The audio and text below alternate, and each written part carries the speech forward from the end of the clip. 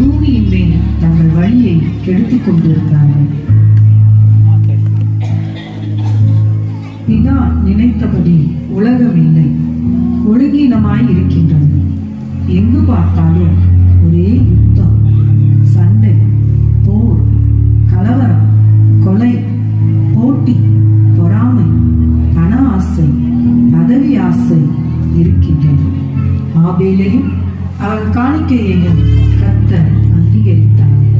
காயினையும் அவன் காணிக்கையையும் கர்த்தர் அங்கீகரிக்கவில்லை.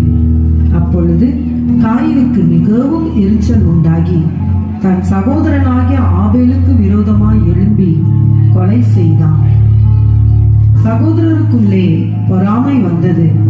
சொந்த சகோதரன் யோசேப்பை வஸ்திரத்தை கிழித்து குழியில் தள்ளி பணத்துக்காக விற்று போட்டார்கள்.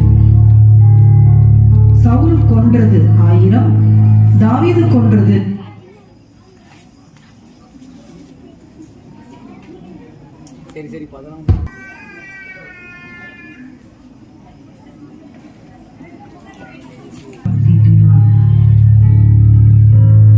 ஜனங்களோடு தன்னுடைய உறவை புதுப்பித்துக் கொள்ள ஆசாரியர்கள், தீர்க்கதரிசிகள், நியாயாதிபதிகள், ராஜாக்கள் என்று ஒவ்வொருவராக அனுப்பினார். ஆனால் ஜனங்கள் அவர்களுடைய வார்த்தைக்கு கீழ்ப்படியவில்லை. தங்கள் இஷ்டப்படி வாழ்ந்தார்கள். குணங்கள், சுபாவங்கள் மாறவில்லை.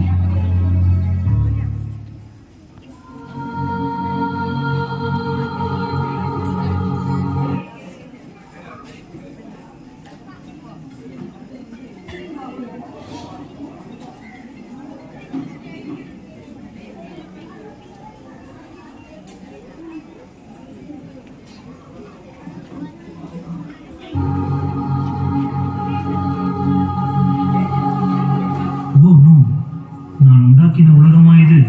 ஒரு பக்கம் அழுகை, மறுபக்கம் ஆட்டம் பாட்டம், ஒரு பக்கம் சண்டை, ஒரு பக்கம் சந்தோஷம்.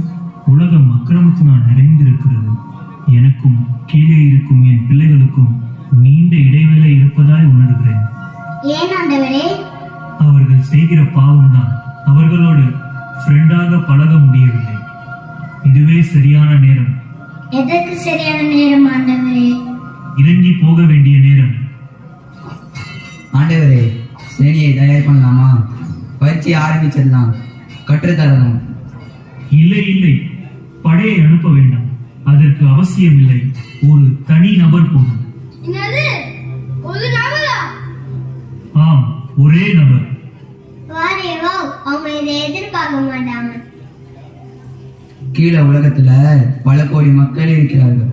அனுப்ப போகின்ற நபர் மிகவும் பலமும் வல்லமையும் திறமைசாலியாய் இருக்க வேண்டும். இல்லை இல்லை, பலம் திறமை எதுவும் வேண்டாம். ஒரு பச்சிலம் குழந்தையை அனுப்ப போகிறேன். ஒரு குழந்தையா? அவங்க இதை எதிர்பார்க்க மாட்டாங்க. ஆண்டவரே, இந்த பிளான் ரொம்ப ரிஸ்கா இருக்குமே. பச்சிலை குழந்தை ரொம்ப பலவீனமா இருக்குமே. அதனால அந்த குழந்தை ஒரு அரண்மனையில இல்லனா ஒரு பெரிய ராஜாவிடம் பிறந்தா மட்டுமே அந்த குழந்தை பாதுகாப்பா இருக்க முடியும். உண்மையிலேயே சொல்ல போனா ஒரு அழகிய அருமையான இருதயமும் தைரியமும் கொண்ட ஏழை கிராம பெண்ணிடம்தான் அனுப்ப தீர்மானித்திருக்கிறேன். அவங்க இதை எதிர்பார்க்க மாட்டாங்க. அந்த குழந்தை ஒரு தாழ்மையான ஏழை பெண்ணிடம் பிறப்பது இந்த உலகத்திற்கு ஒரு பெரிய அதிர்ச்சி. ஆனால் ஒரு குழந்தை என்ன செய்ய முடியும்? அது ஒரு சாதாரண குழந்தை இல்லை. நான் பரலோகத்தின் இளவரசரை தான் அனுப்ப போகிறேன்.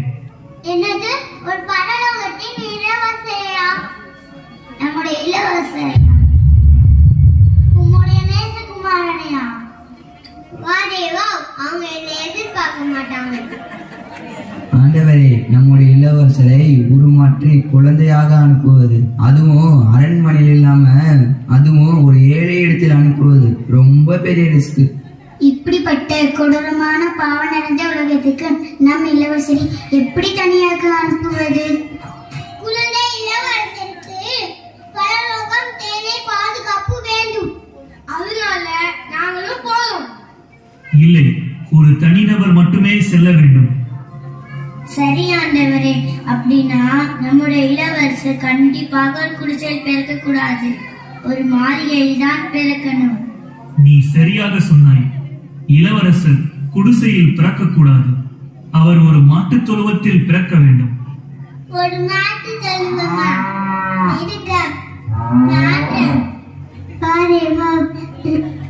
எதிர்பார்க்கவே மாட்டாங்க. ஆண்டவரே, இளவரசர் அங்கே இருக்கிறார் என்று ஜனங்கள் எப்படி அறிவார்கள்? யாரும் கவனிக்கவில்லை என்றால், யாருக்கும் தெரியவில்லை என்றால்? யார் அவரை தேடுகிறார்களோ அவர்கள் கண்டடைவார்கள். அவர் உலகில் செய்ய போகும் காரியங்கள் எல்லா ஜனங்களையும் என்கிட்ட நெருங்கி வர உதவி செய்யும். அவர்கள் தவறு செய்தாலும் இளவரசர் உலகில் என்னுடைய வேலையை செய்து கொண்டிருப்பதால் என்னுடைய அன்புக்கும் ஜனங்களுக்கும் நடுவில் எதுவும் இருக்க முடியாது. யாரெல்லாம் அவர் தேடுகிறார்களோ அவங்களுக்கு ஒரு க்ளூ கொடுக்கலாமா? நட்சத்திரங்கள் மூலமாய். ஓ, மிகவும் அருமையான திட்டம். ஏன் செய்யக்கூடாது? ஒரு பெரிய நட்சத்திரத்தை உண்டாக்குவோம். அது இளவரசருக்கு நேராய் வழிநடத்தும். நாங்கள் பாடலாமா?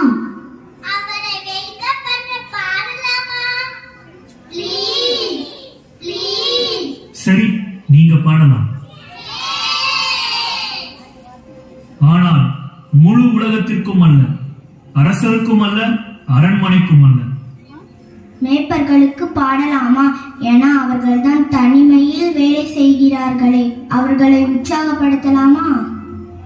வாரே வா, இதை அவங்க எதிர்பார்த்திருக்க மாட்டாங்கல்ல. சரி காப்ரியேல், நீ உலகத்திற்கு போய் அங்கு கலிலேயாவில் உள்ள நாசரேத் என்னும் ஊரில் தாவீதின் வம்சத்தான் ஆகிய யோசேப்புக்கு நியமிக்கப்பட்டிருக்கிற கன்னிகையாகிய மரியாளிடத்தில் போய் இந்த நற்செய்தியை சொல். நாசரேத் ஊரில்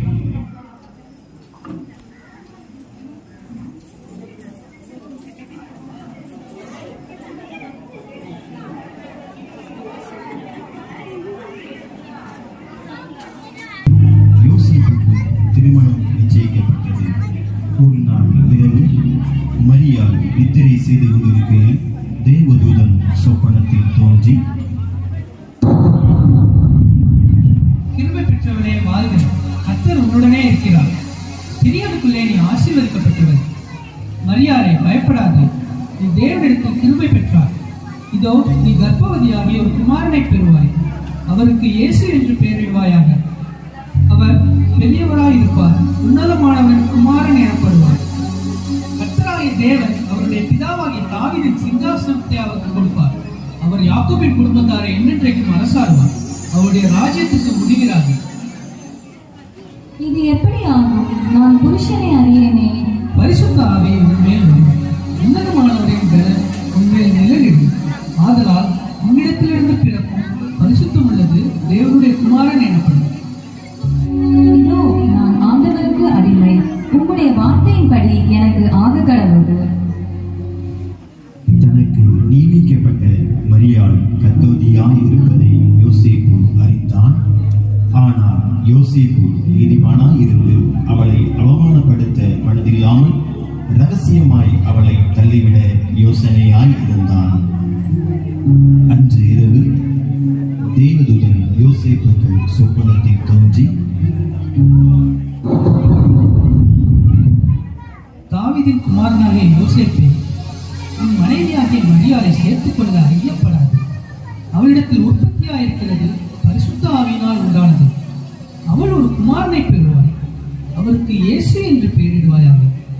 ஏனெனில் அவர் தமது ஜனங்களின் பாவங்களை நீக்கி அவர்களை ரட்சிப்பார்.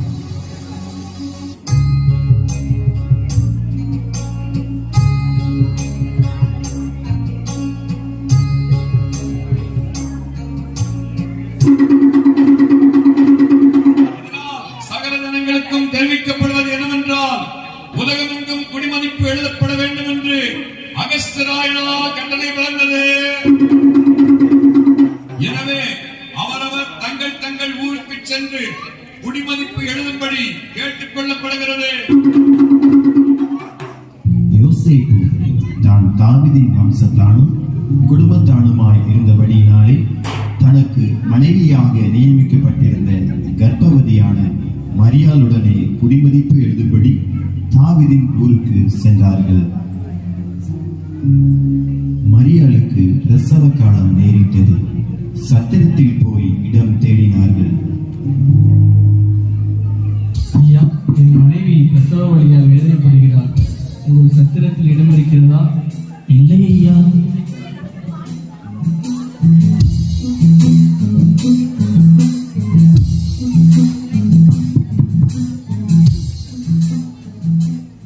ஐயா, என் மனைவிக்கு பிரசவ காலம் நேரிட்டது. உங்கள் சத்திரத்தில் இடம் இருக்கிறதா? இடம் காலியாக இல்லையே. சத்திரத்தில் இடம் இல்லாததினால் அங்கிருந்த மாட்டு தொழுவத்திற்கு சென்றார்கள். அவள் தன் முதற் பேரான குமாரனை பெற்றெடுத்தாள்.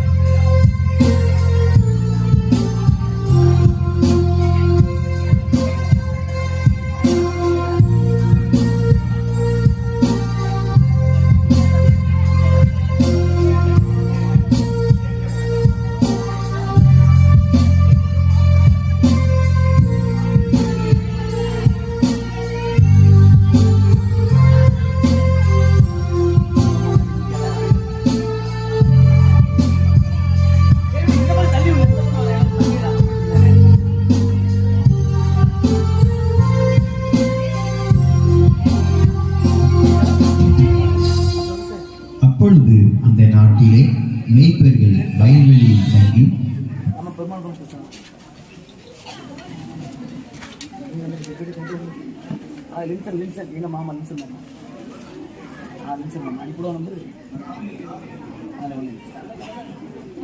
ராத்திரியிலே தங்கள் மந்தையை காத்துக் கொண்டிருந்தார்கள்.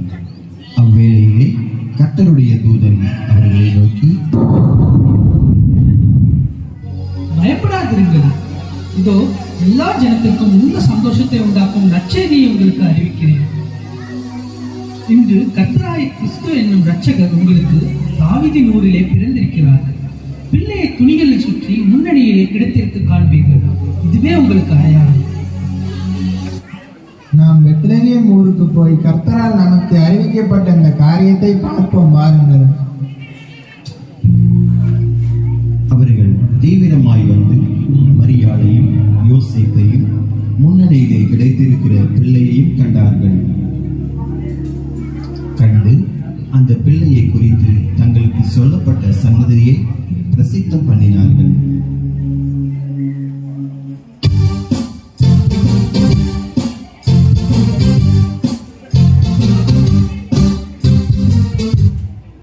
பெத்லகேமிலே இயேசு பிறந்த பொழுது கிழக்கிலிருந்து சாஸ்திரிகள் அக்குழந்தையை குறித்து விசாரிக்க எருசலேமில் உள்ள ஏரோது ராஜாவின் அரண்மனைக்கு வருகிறார்கள். ராஜாவை வாழ்க! யூதருக்கு ராஜாவாய் பிறந்தவர் எங்கே?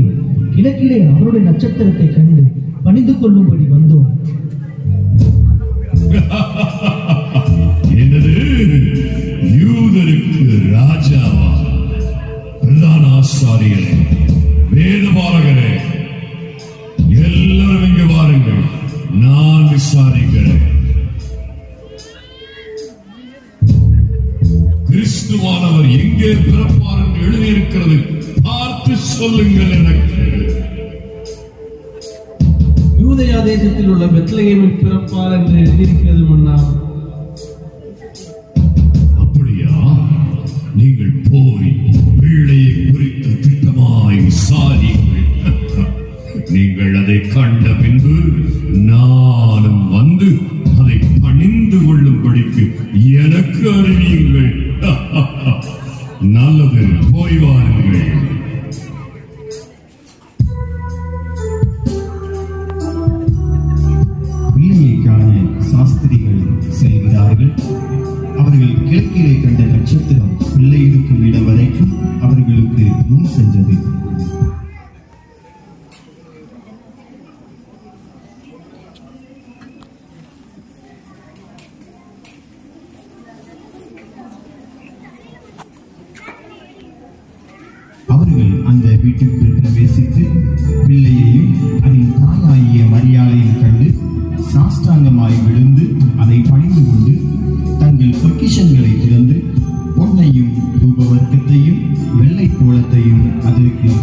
காணிக்கையாக வைத்தார்கள்.